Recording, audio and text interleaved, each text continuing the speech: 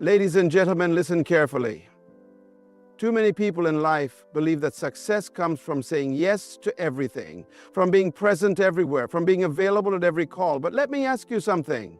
Does gold make itself easy to find? Do diamonds sit on the surface waiting for someone to pick them up? No. Their value is in their rarity, in their refinement, in the distinction. Your problem is not that you are unnoticed. Your problem is that you have made yourself too common. You have confused accessibility with importance.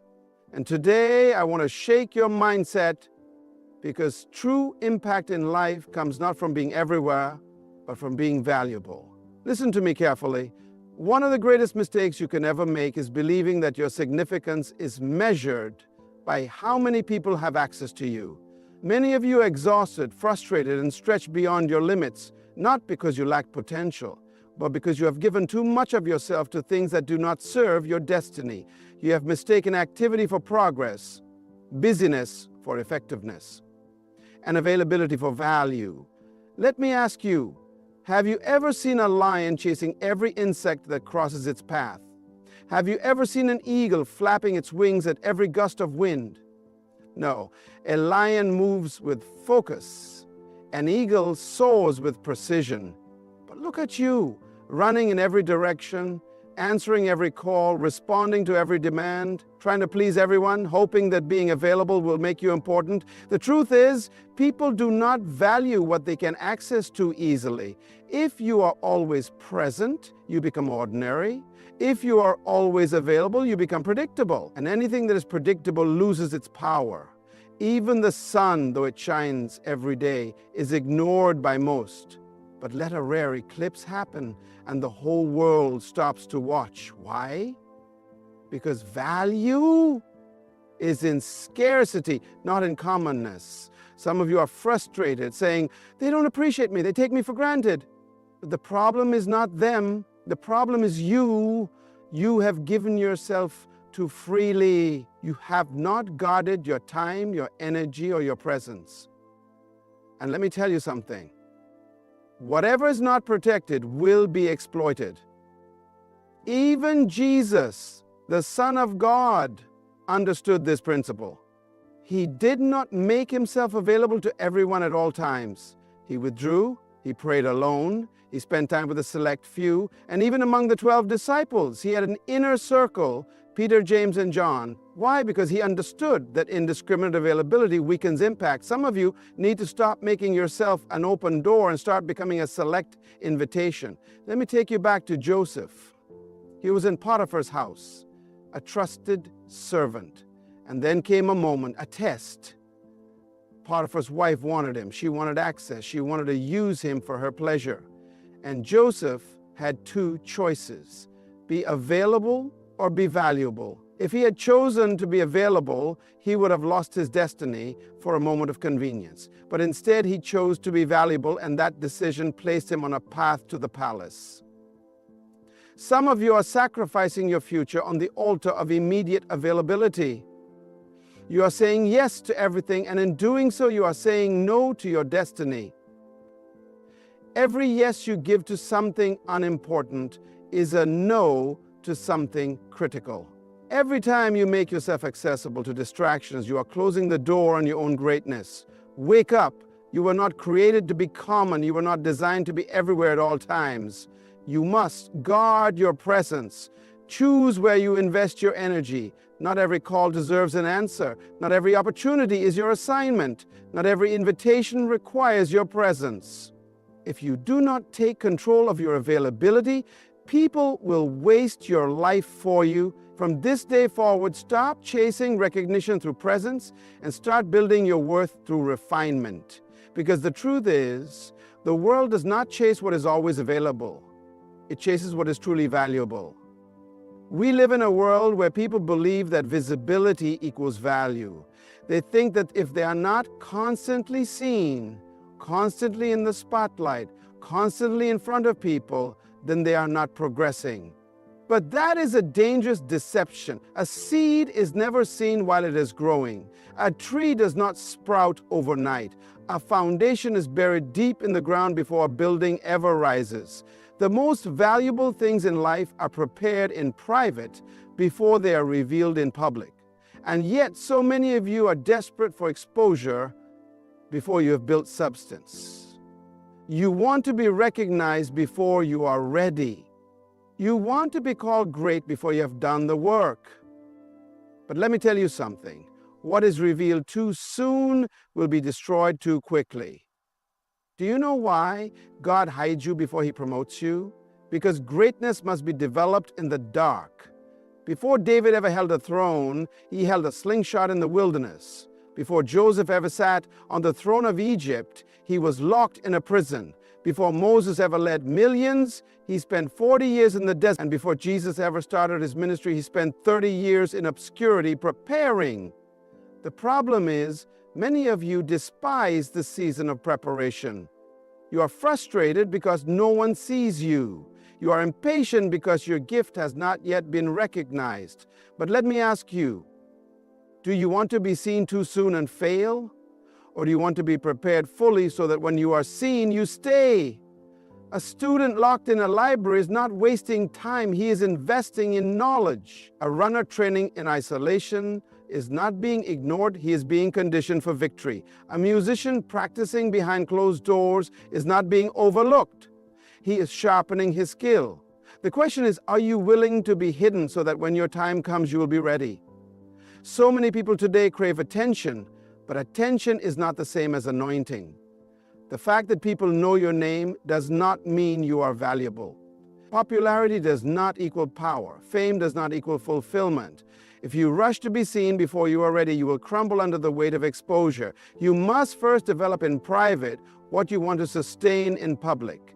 Even Jesus understood this. Do you realize that the Son of God himself did not start his ministry until he was 30 years old? Why? Because even he needed preparation. If Jesus had to grow in wisdom before he stepped into his calling, what makes you think you can skip the process? What makes you believe you can be effective without being equipped? You must shift your mindset. Stop seeking attention and start seeking refinement. Stop chasing the spotlight and start embracing the process. Stop trying to be seen and start working to be strong, because when the time is right, when your preparation is complete, when your foundation is strong, God himself will reveal you. And when he does, no man will be able to ignore you. The world does not need people who are just present. It needs people who are prepared. One of the greatest skills you will ever develop in life is the ability to say no without guilt. Some of you are exhausted, burned out, and overwhelmed, not because you lack talent, not because you lack time, but because you lack discipline in your decisions. You say yes to everything and everyone, thinking that availability equals significance. But let me ask you, have you ever seen a king begging for attention? Have you ever seen a CEO running around trying to please everyone? No, because they understand something that many of you have not yet learned. What you say no to is just as important as what you say yes to. The enemy of purpose is not always failure. Sometimes it is distraction. And the greatest distractions in life often come disguised as good opportunities. Many of you are entangled in things that look important, but they are not your assignment. You are doing what is nice instead of what is necessary. You are busy, but you are not productive. You are helping everyone, but you are not building yourself. And the reason is simple. You have not yet mastered the power of saying no. Joseph was given an opportunity to say yes to Potiphar's wife. It was an easy offer, a secret pleasure, a shortcut to favor. But Joseph understood something. You can gain temporary pleasure and lose eternal purpose. He knew that saying yes to her was saying no to his destiny. And so he ran. He didn't negotiate. He didn't compromise. He didn't delay. He ran. Because sometimes your greatest act of wisdom is not what you accept, but what you reject. Some of you need to stop negotiating with distractions. You keep entertaining things that God has called you to walk away from. You keep justifying relationships that are draining your strength. You keep saying yes to obligations that are not aligned with your calling. But hear me today. Just because something is good does not mean it is God.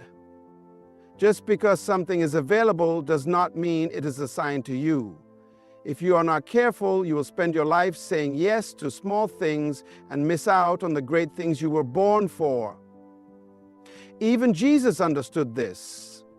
Do you realize that Jesus did not heal every sick person on earth? He did not go to every city. He did not say yes to every request. At one point, people begged him to stay in one place, but he refused because he knew he was called to move forward. He didn't live to please men. He lived to fulfill purpose. And that is why he could confidently say, "It is finished." Some of you are exhausted because you are trying to finish assignments that God never gave you. It is time to reset your priorities. It is time to value your purpose more than people's opinions. It is time to recognize that every yes you give to something small is a no to something greater. So stop feeling guilty for guarding your time. Stop apologizing for protecting your purpose. Stop explaining yourself for choosing destiny over distraction. Because in the end, life will not reward you for how many things you did. It will reward you for doing the right things. The world does not reward mediocrity. It does not chase after the average. It does not celebrate the ones who dabble in everything but master nothing. Look around you. Who are the people that rise to the top? Who are the individuals that nations seek, that industries pay millions for, that history remembers? It is not those who do many things. It is those who have mastered one thing. The tragedy of our generation is that too many people are trying to be everything to everyone. One day they are chasing this, the next day they are pursuing that. They jump from skill to skill, from career to career, from purpose to purpose, thinking that success is found in doing more. But hear me today. Excellence is not in multiplicity, it is in mastery. David was not known because he tried everything. He was known because he mastered one thing. While his brothers were busy trying to be warriors, he was in the field perfecting his slingshot. While others were using swords and shields, he was refining his aim. And when the day of opportunity came, the army of Israel had thousands of men with weapons, but only one who had mastered his skill. Only one who had the confidence to step forward. And it was one stone from one slingshot in the hand of one prepared man that brought down Goliath. Some of you are frustrated because you see others being elevated while you remain stagnant. The problem is not that you lack talent. The problem is that you have not yet specialized. You are too scattered. You are too divided. You are too unfocused. You want to be good at everything, and that is why you are excellent at nothing. Look at the world around you. If a man masters medicine, they call him a doctor. If a man masters law, they call him a lawyer. If a man masters music, they call him a maestro.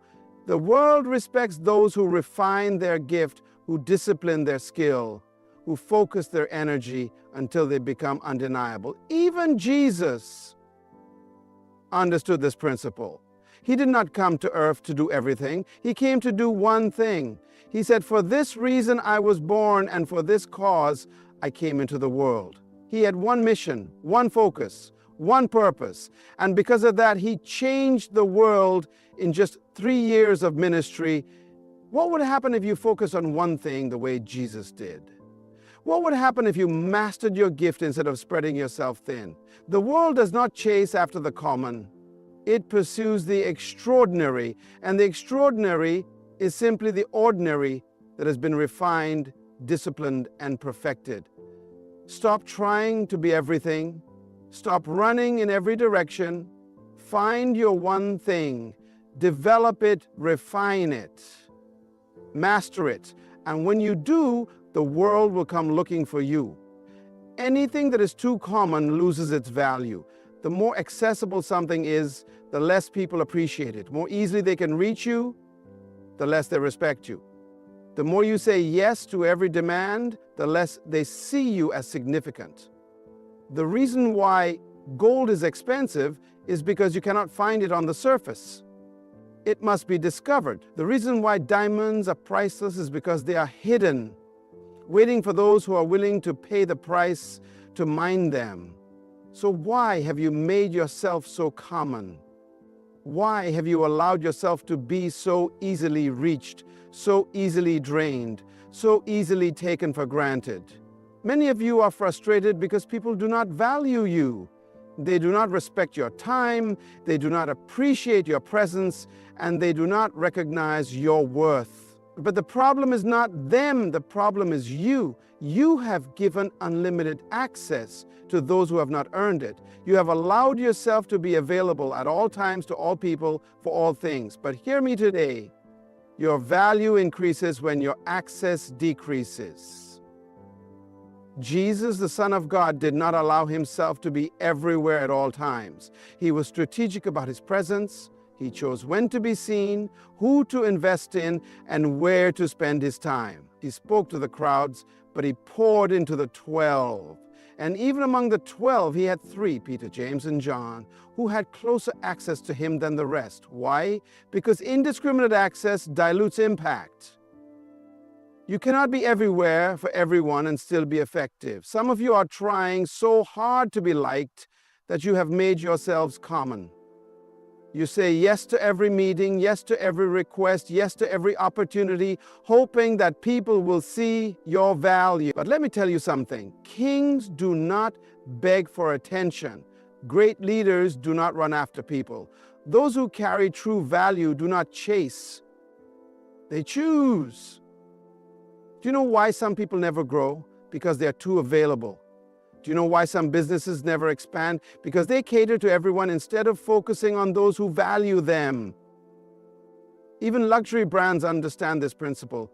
You will never see a Rolls-Royce advertisement on television. You will never see a private jet company begging for customers. Why? Because they understand that rarity creates demand.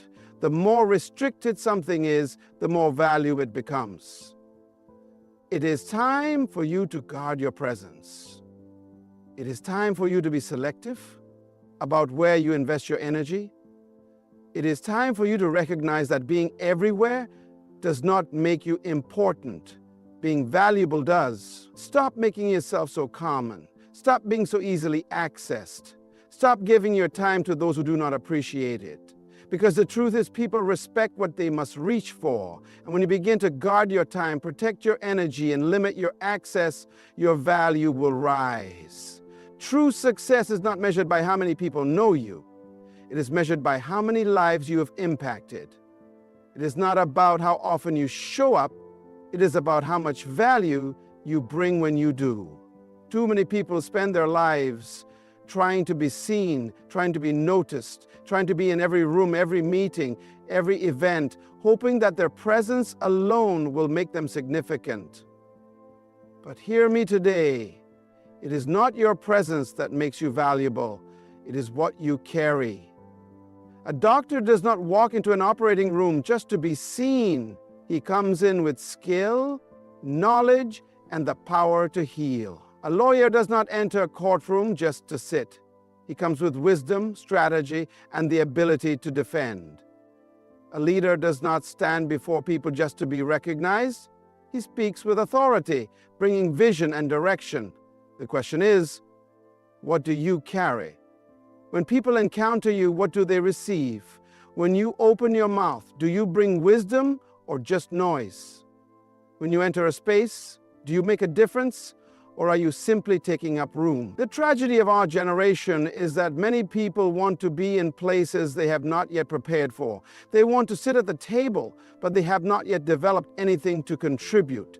They want to be invited into greatness, but they have not yet cultivated greatness within themselves. And so they chase visibility instead of value. They seek popularity instead of purpose. They desire recognition instead of refinement. But let me tell you something. When you truly carry something of worth, you don't have to push your way in. People will pull you in.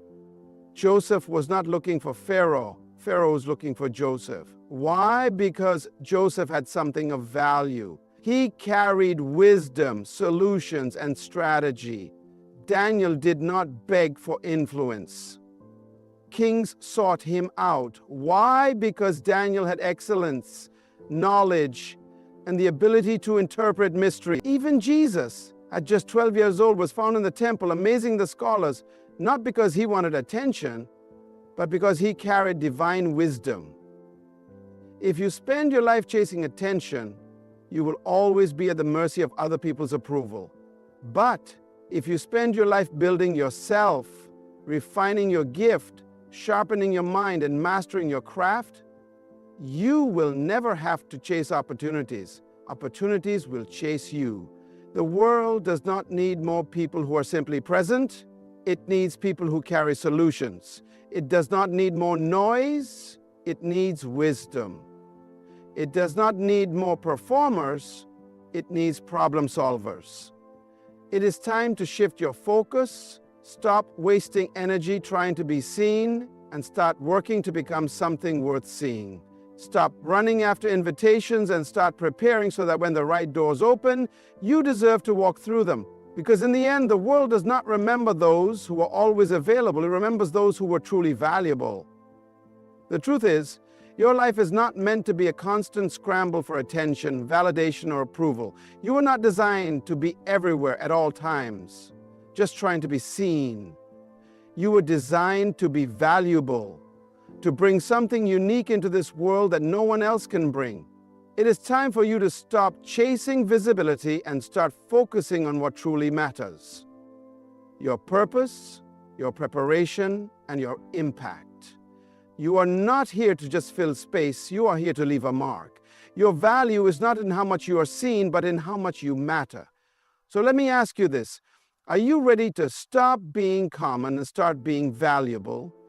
Are you ready to guard your time, protect your energy, and refine your skills until the world comes looking for you? Are you willing to embrace the process of growth even when it means being hidden for a season? Because when you do, your life will no longer be about availability. It'll be about the power of your presence.